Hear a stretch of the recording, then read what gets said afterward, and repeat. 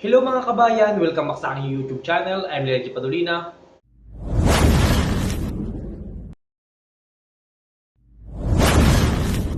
Kumusta po kayo? Sana po ay nasa maayos kayong kalagayan. At kumusta po ang inyong trabaho? Kumusta po ang aking mga subscribers at followers? Sana po ay patuloy niyo po akong suportahan sa ating mga vlog. Sa mga aspiring service crew, may mga old videos na po tayo dyan na pwede niyo pong panoodin kung kayo po ay magsisimula bilang isang service crew dyan sa atin sa Pilipinas. Pwede nyo po yung mapanood. Scroll nyo lang po dahil marami na po tayo nagawang videos. Yan po ay para sa inyo sa mga naghahanap ng trabaho. Ngayon naman po ay mag-share naman ako ng pag-apply dito sa Saudi. Ano ang buhay-buhay dito sa Saudi? Ano ang ginagawa ng waiter? Or ano ang trabaho ng waiter dito sa Saudi? Nais ko po sa inyo yung i-share lahat. Kaya supportahan nyo pa rin po sana ako sa ating mga gagawing vlog. Dahil marami pa rin po akong i-share sa inyo. At sa mga hindi pa po sa akin nakasubscribe, ay mag-subscribe na kayo para lagi kayong updated sa ating mga video. So ngayon kabayan ay meron tayong sasagutin na isang katanungan mula sa ating subscriber. Ang pangalan niya, lagyan natin sa screen, Gerald Acaso. Ang sabi niya, mahirap na po ba mag-apply abroad pag 26 na pataas? Tsaka required rin po ba? Pag sa Middle East, dapat mayroong balbas. Yan. So, yan po ang ating sasagutin ngayon. Bago natin yan sagutin ay shoutout muna kay Roger Andaya. Ayan. Shoutout kay Gary B. Ayan. Shoutout kay Jerome Padolina sa mga solid viewers at supporters natin. Shoutout po sa inyong lahat.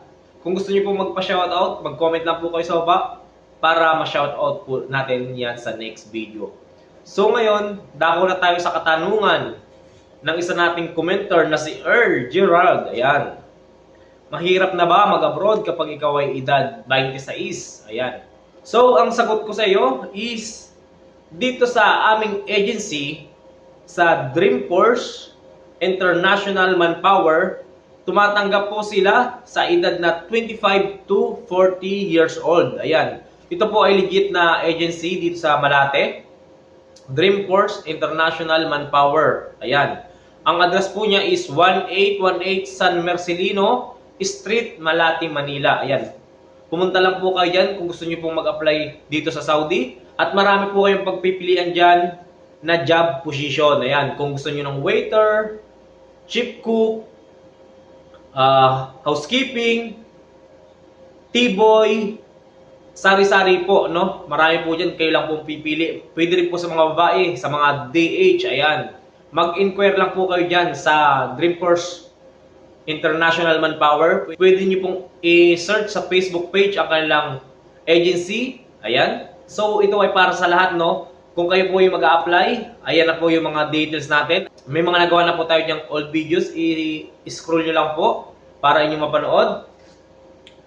Ang age limit po nila is 25 to 40 years old. Ayan, tumatanggap po sila. Kahit po kayo ay first timer sa abroad. Ayan. Tapos, tungkol naman sa tanong mo kung required ba talaga ang may balbas. So, hindi po required dito, no? Depende po sa iyo kung gusto mong mag-ahit. Ayan. Kasi sa amin po, bilang isang waiter, hindi naman po kami sinisita kahit na medyo mayroon kaming bigote or balbas. Hindi lang po sila nakikialam, hindi katulad dyan sa Pilipinas na sobrang higpit. Kasi mas marami po dito na maraming balbas, katulad ng mga Pakistan at ibang lahi, no?